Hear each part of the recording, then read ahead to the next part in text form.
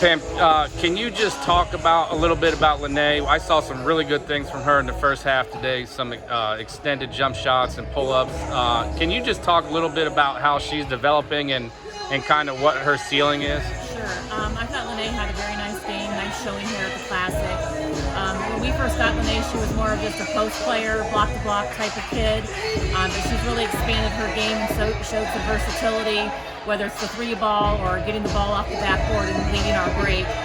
So I'm really happy with how she's doing. I just want her to get a little bit more physical, especially when there's a shorter, stronger post that's guarding her and establish a little bit deeper position.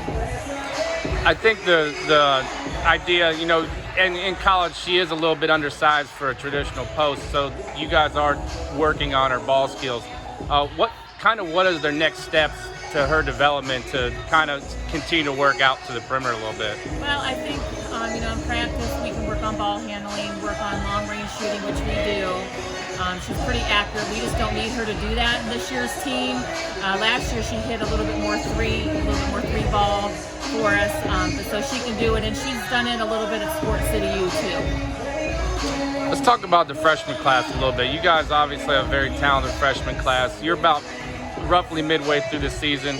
Can you talk a little bit about the growth of those freshmen so far this year?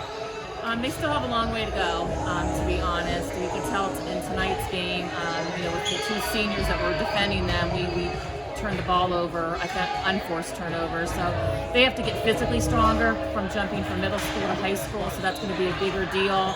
And also the speed of the game. They're going to hit a little bit quicker and also make better court decisions. Carly Anchor kind of really turned it on a little bit in the fourth quarter today, getting to the foul line quite a bit and kind of propelling you guys a little bit. Talk about her growth so far since, obviously being a new player and kind of getting into the system. Tell me a little bit about how she's kind of grown.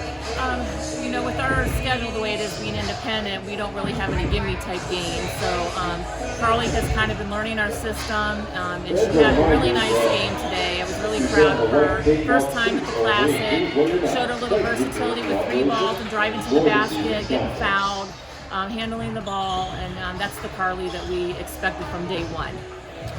Let's talk a little bit about how important it is to play teams like Minster that have a different type of gameplay that you guys do, and their experience and their winners. So how important are games, whether you win or lose, to play teams like that? Well, I think it's a good test, if you will, and it's only good to lose if you learn something from it.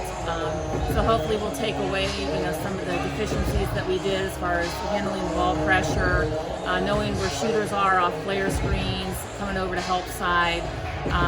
So, I don't care if they're Division IV, they're good, and they're going to be a good test for anybody that they play. We're just hoping to continue to try to build a legacy like them someday. And you guys have Sheridan tomorrow. How do you kind of get the kids to reset? You guys having a quick turnaround, and I'm guessing they're not going home tonight. Maybe they are, but how do you kind of just have the kids just erase what happened today and move on for tomorrow? Well, we do have practice tomorrow because it's only an hour away, so we're going to head home. Hopefully we'll get a nice, good sleep, breakfast in the morning.